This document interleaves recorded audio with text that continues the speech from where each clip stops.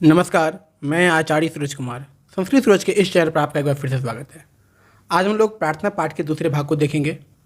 इस भाग में हम लोग पाठ से संबंधित प्रश्न उत्तर और व्याकरण व्याकरण जो कि बहुत सरल रहेगा, बड़ा आसान रहेगा।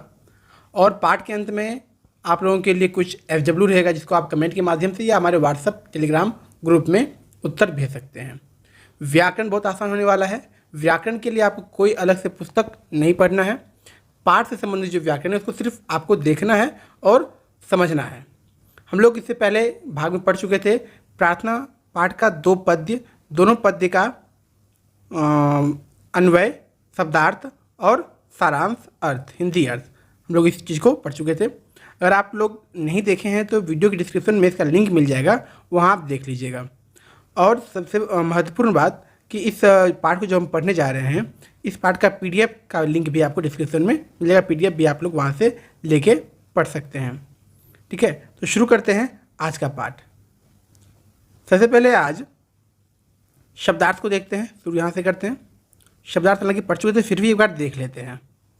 शब्दार्थ है त्वमेव मतलब तुम ही, च मतलब और, बंधु मतलब भाई या संबंधी, सखा मतलब मित्र, द्रविणम मतलब धन, सर्वम मतलब सब कुछ, मम मतलब मेरा, नमो मतलब नमस्कार या प्रणाम, नगेंद्राय पर्वतराज के लिए यूज हुआ है, विशाल बड़ा, नदीगणेभ्य नदी समूह के लिए, सुख साधनेभ्य सुख साधनों के लिए, देशाय देश के लिए, तस्मय उसके लिए, भारताय भारत के लिए। ये शब्दार्थ आपने देख लिया। अब पाठ के व्याकरण को देखेंगे। त्वम एव, त्वम धन एव, इसमें कोई संधि नहीं हुई है, ऐसे ही एक सामान्य शब्द है ये। अहमेव, त्वमपि, त्वम धनपि, अहमस्मि, हम धनस्मि, हमस्मि मतलब मैं हूँ, बंधुश्च, बंधुधन च, बंधुश्च विसर्ग संधि है ये। नमः मतलब नमस्कार होता है। और यहाँ एक महत्वपूर्ण चीज़ आप देखेंगे कि ये लिखा हुआ है कि नमः के प्रयोग में चतुर्थी विभक्ति लगती है। आप इसको ध्यान में रखिएगा, आगे हम लोग विस्तार से पढ़ेंगे इस चीज़ को। जैसे कि भारताय नमः, सागराय नमः, देवाय नमः, देवेभ्यः नमः, तस्मै नमः, ठीक, पर्वतराजाय, हिमालयाय नमः, मुनिये नमः। मतलब नमः के प्रयोग, अगर नमः आप प्रयोग करते हैं समझिए कि वो विभक्ति चतुर्थी विभक्ति है। विभक्ति का ज्ञान नहीं तो विभक्ति भी हम लोग आगे देखेंगे, समझेंगे इस चीज़ को। ठीक है, पहला अभ्यास के लिए मौखिक दिया हुआ है और मौखिक में पहला प्रश्न है कि शब्दों का अर्थ बताना है आपको। द्रविणम है, सखा है, विशालाय, नगेंद्राय और मम। हम लोग शब्दार्थ पढ़ चुके हैं, इसका आप अर्थ मौखिक याद कर लीजिएगा। दूसरा प्रश्न है बंधुश्च के समान, जो नीचे शब्द है इसका आप लोग बंधुश्च के समान, हरिश्च, लोकधंच, पुनःधंच, अजचरति, इसका इसके समान आप शब्द को जोड़कर बोलें तो आसान से आप बोल सकते हैं। देखिए क्या है, हरिधंच हरिश्च बन जाएगा, लोकधंच लोकश्च बन जाएगा, पुनःधंच पुनश्च बन जाएगा, अजधंचरति अजश्चरति हो जाएगा। ये जो आप शब्द देख रहे हैं ये विसर्ग संधि है। विसर्ग संधि का जो नेचर है, स्वभाव है, बोलता है कि विसर्ग के बाद चवर्ग या स रहेगा तालब श, तो विसर्ग का जो है वो श हो जाता है। ठीक है, तो देखिए हरि में जो है अंत में विसर्ग है ना, हरि के अंत में विसर्ग है और इधर आपका च है, तो क्या हो जाए दोनों मिलके तालब श, तो फिर ये क्या बन गया, एक शब्द हरिश्च। और बड़ा आसान तरीका है समझने का कि ये कौन सी संधि है। विसर्ग लगा हुआ है तो विसर्ग संधि है, आँख मूंद कर आप लगाइए विसर्ग संधि तो सही हो जाएगा। एक संधि आप समझ गए। आगे देखिए, तीसरा प्रश्न है कि नीचे एक शब्द है उसका चतुर्थी एक वचन आपको बताना है। ये प्रश्न है आपका, ठीक है, चतुर्थी एक वचन आपको बताना है। क्या है, सागर, विशाल, देश, पुत्र, हिमालय। इसके लिए सबसे पहले आपको हम बताएंगे कि आपको शब्द रूप याद करना पड़ेगा। कम से कम एक बालक शब्द रूप आप याद कीजिए और फिर आगे धीरे धीरे आपको करवा देंगे, आपको याद हो जाएगा। लेकिन एक शब्द रूप आप FW के रूप में इसको लीजिए, क्योंकि आपको आगे व्याकरण भी पढ़ना है। तो अभी से पढ़िएगा तो आपके लिए फिर ये कठिन नहीं होगा, आसान होता चला जाएगा। तो एक शब्द रूप आपका जो है अगरांत पुल्लिंग शब्द में बालक का याद कर लीजिएगा। फिलहाल देखते हैं, सागर का चतुर्थी एक वचन हो जाएगा सागराय, विशाल का विशालाय, देश का देशाय, पुत्र का पुत्राय, हिमालय का हिमालयाय। ठीक है, कैसे होगा देखिए, आप जैसे बालक में ही देखिए, बालक के चतुर्थी एक वचन में जब जाइएगा आप, बालक का चतुर्थी यहाँ पे है ना, और एक वचन है, एक वचन में कहाँ बालक का क्या हो गया, ये बालकाय हो गया ना।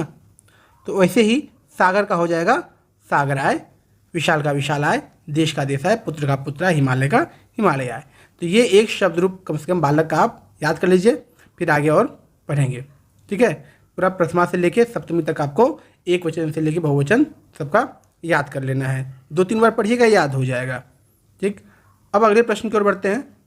अगला प्रश्न है द्वितीय पद्य का पाठ करें।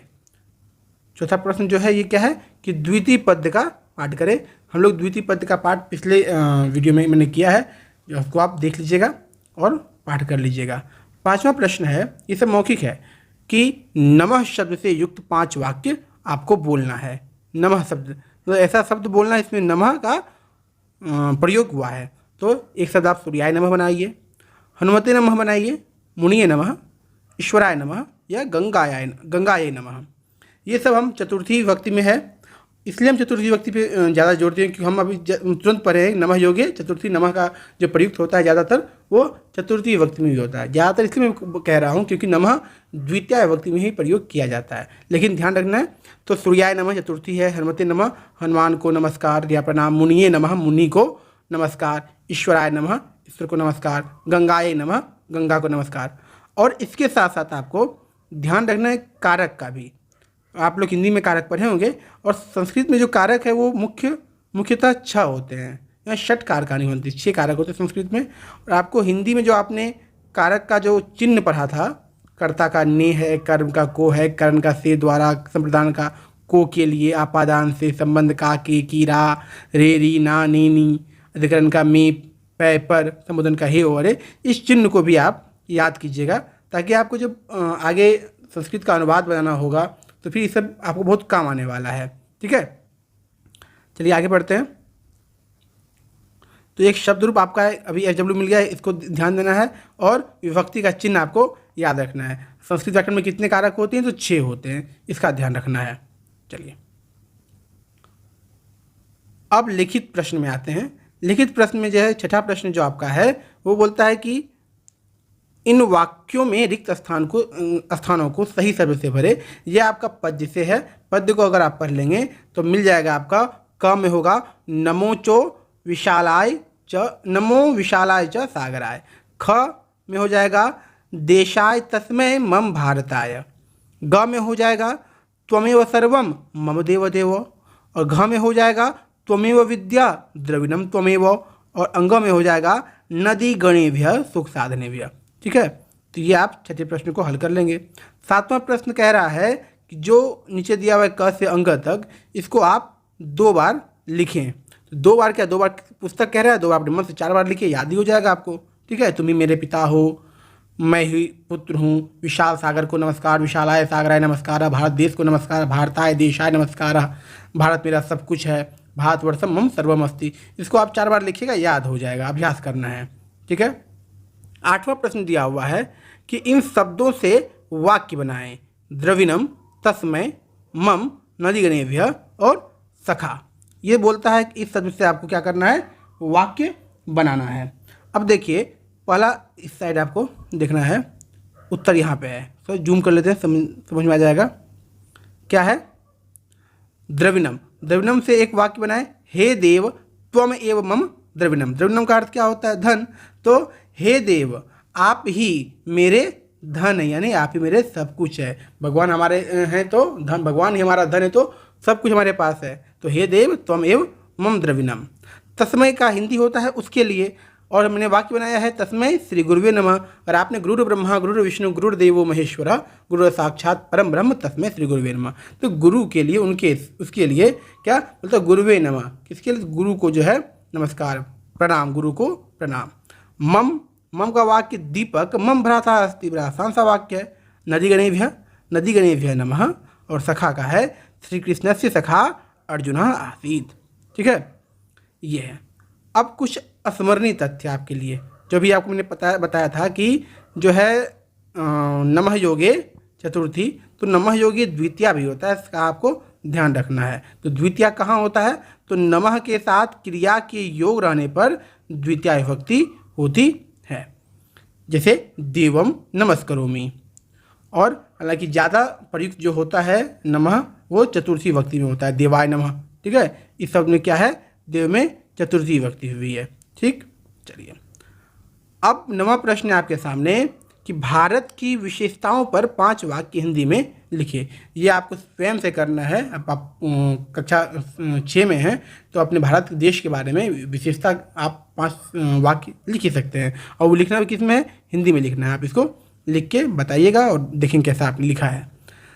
और प्रश्न 10वां है आपका, अपने स्मरण से कोई श्लोक जो इस पाठ से भिन्न। 2 पद्य हमने इस पाठ में पढ़ा है।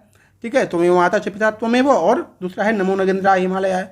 इसके अलावा तीसरा जो आप नित्य दिन प्रतिदिन जो आप श्लोक भगवान का पूजा करते हैं, तो तीसरा श्लोक अगर आपको आता है तो उसको आप लिखिए। ठीक है, ये आपका FW हो जाएगा। 11वां प्रश्न है सुमेल करना, तो मतलब मिलाना है।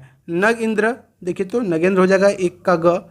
हिम आलय, हिमालय हो जाएगा। भरत है, इसका भारतम से इसको जोड़ दीजिए क से। सग्रह, इसको सागरह से जोड़ दीजिए अंग से।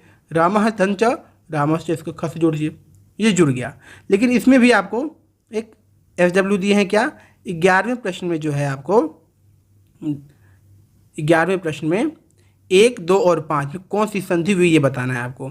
ये जो 11वां प्रश्न है इसमें 1 नंबर नग धनिंद्र, हाँ 2 हिम जोर आलय, और 3 है 5वां प्रश्न रामाधन चा। इसमें कौन सी संधि हुई, आपको व्याकरण किताब अगर आपके पास जो भी है उसको खोलिए और उसको देखिए और बताइए कि कौन सी संधि हुई है, कमेंट में बताना है आपको।